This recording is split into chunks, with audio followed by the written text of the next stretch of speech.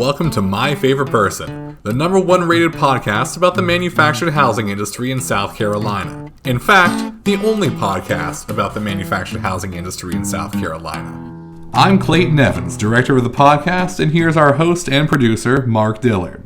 So, Clayton, who's our guest today? Well, I'll give you some clues. He has a cool accent, a fashionable shaved head, and grew up on a marshy island. Okay, let's see. He talks weird, he's bald, and he grew up in a swamp, right? That is not what I said. Well, let me think. All right. Bald, talks weird, grew up in a swamp. Dale Lackey. We'll just ignore Mark, folks. Our real guest today is Mark Street, the owner of Carolina Country Homes and one of the most successful sellers of modular homes in the state. Do you want to see if you can do a proper introduction now? Our guest today is Mark Street. He's the owner of Carolina Country Homes up in Lancaster. We've interviewed some people who had an interesting background. I think Mark is the perfect example of that. He has lived a life that has been very productive and very different from a lot of us. Mark, welcome to the podcast. Well, I was actually born just southwest of London, a little town called Carshalton, but I grew up on an island in the Thames estuary called the Isle of Sheppey, 9 miles long, 5 miles wide. Got a long history. One time was invaded by the Dutch, very strategic. Gun emplacements in World War II, protecting the Thames. But really sheep farming country. So I'm a rural boy, so not that different to South Carolina, but a little different part of the world. Wow. Now, what did your father do there? He did lots of things. He was originally, he was Royal Navy. Got out the year I was born. My mum actually flew down to Malta to buy him out because that was the way it used to work back then. She wanted him out of the Navy before I was born. And then he was an electrician by trade originally, but he got into furniture and carpets. He was running furniture stores and carpet stores, sales guy basically. Traveled the country kind of fixing underperforming stores. He retired though in his 50s because he had pretty bad health, and he drove cabs for a little while, and then he died when he was 62. What was his background? He was a Cockney, but we used to use a lot of the Cockney rhyming slang. So things like who's your trouble? Well, your trouble is your wife, because it's trouble and strife. Wife is kind of how that works. And you're going up the apples, which are really the stairs, because it's apples and pears stairs. They're just porkies is the one that still gets used a lot, which means lies. If you're telling someone a lie, that's a pork pie. So it's shortened to pork. You're telling me porkies. all that stuff. It's a different world. So you moved to London. How did that come about? It was just time. I grew up on the island, joined the local steel company as a trainee accountant. Didn't go to university. They said they'd put me through night school, so I got qualified. Spent about 7 years there, but really. Yeah, the island's a small place, and I realized I was kind of running out of opportunity. And so I decided to make the move and go to the big city. So I got a job up in South London, working in the equipment rental business, something completely different. Good promotion for me. I got to be a controller of a UK company, and it was just the time. My wife wasn't overly happy about it, but she agreed. But the way that the company operated was very different. I mean, we'd have big expense budgets. We were out wining and dining, and I did a lot of traveling around Europe. So it was just a very, very different life, hanging out with a bunch of very different people. I ended up as the UK controller going in, and then within about 2 months, I became a European controller. This was what started off as a fairly small company that was acquiring a lot of companies. And so I was the finance end for all of the acquisitions.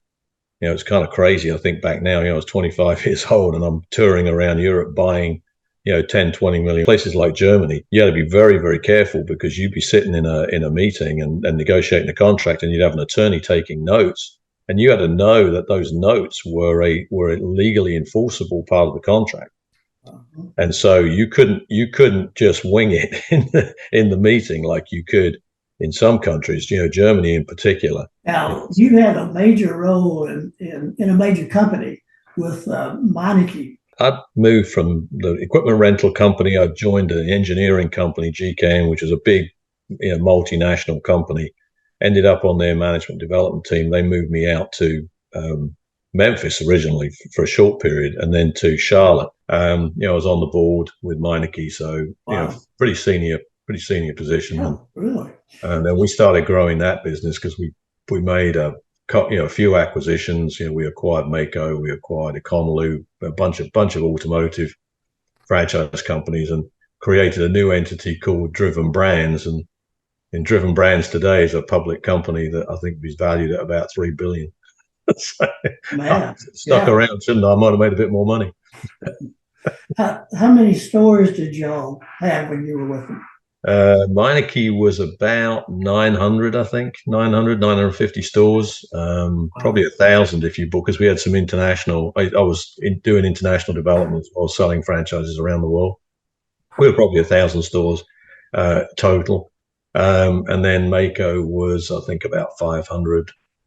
Econolube was about 300, something like that. So there was probably, you took them all together, probably a couple of thousand units. A pretty interesting change from being a European international franchise person for Meineke to being in the home business here in South Carolina. How did that come about? One of those kind of freaky, fluky moments. I wasn't really looking for it. I was looking to buy a business. I'd ended up kind of corporate reshuffle. I was out of the corporate world. Corporate world didn't like me, and to be honest, I wasn't enjoying the corporate world either. You get to be 50, and you're kind of on your way out. So I after doing a bit of consulting, I was looking to buy a business, and thought I was looking for a franchise business. But just a good friend of mine ended up sitting next to David Amigo, the then owner of Carolina Country Homes, at a baseball event, which was being sponsored by some business brokers, and that he had the business listed with, and kind of one thing led to another. And this friend of mine called me up and said, "Hey, you should talk to David. I think this is your business." And it was kind of weird because I thought he was stupid, but I sat down with David and had the conversation, and it was incredible actually how similar it was to franchise development. It was a big digital marketing campaign, which is the way David had the business set up. You had a group of sales guys who were selling a high dollar product, very contractually oriented with big funding component, and then you had to basically manage the construction process on the back end, which is exactly what I used to do when I was running franchise development. So all the pieces were very similar to what I knew. It's just I had no background in construction, so I had to go learn that piece. But the business part side was actually very familiar to me. So you're primarily or exclusively modular? I don't believe that you can mix the two. I don't have a problem with HUD, and I mean it's who knows, maybe down the road I may end up getting involved in that business. But I struggle to really see how you'd sell both off the same lot, because they really do compete at some level. So I keep it simple for my sales guys. They just sell modular. When people come in, do they have an idea in their head that there's a distinction between modular and manufactured homes, or what? In the main they do.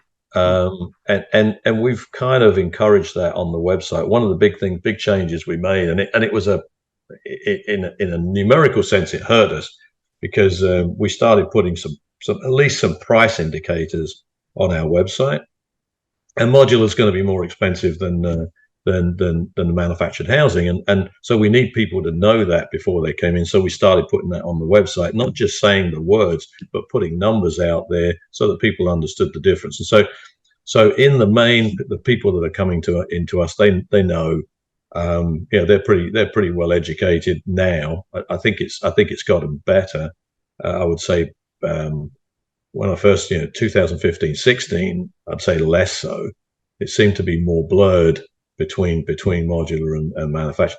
Now, don't get me wrong, we still get a lot of people that come in who think that we're selling mobile homes. And I love the fact that we're a mile down the road from the Clayton store, because Clayton spends a bunch of money on advertising. They bring people into Lancaster. Do you get much walk-in traffic, or is it more people learn about you on the internet? Or that's very difficult. Yes, I'm trying to work that out myself. if I go with just the numbers that we see, it's about 50-50. So about 50% of the people that come to this, no one really buys unless at some point they come to the sales center. So we track who's coming to the sales center, and about half of the people that show up are already in our system because they've already registered with us online. Right. And about half we've never seen before. They just walk in. So, but I actually believe that most of the people that walk in have already researched us online. I mean, it's not like Lancaster's really on the map, on anybody's map, unless you're in the area. Right. So particularly those people that are coming from outside the general area, you got to believe that they looked us up. And we rank well because of that digital marketing spend. We rank well on SEO. So we're paying for clicks, but we're also ranked very well for just the organic. Mm-hmm. So we're typically up there, number one, number two, most of the time. Number one or number two in terms of what? So if you go do a search online and you type in, modular South Carolina or modular whatever, then mm-hmm. we're gonna be up there. And of course, the way that Google does it is you've got the sponsored links first because they want you to spend the money. Then they show you the organic links underneath. And so that's the danger of just relying on the organic and trying to just elevate your website by having a good website and making sure it's appealing to everybody. Google's always going to put those sponsored links first. So if you're not paying for the clicks, the danger is the customer doesn't see you, even though you've got the best ranking website in the state. Mm-hmm. It doesn't. They're mean like that, So, Mark, you've been active in a group we call the South Carolina Modular Steering Committee, which is sort of the board for the modular aspect of our association. What do you get out of participating in that process? I think it's been good. I think the association seems to have a good relationship with the state.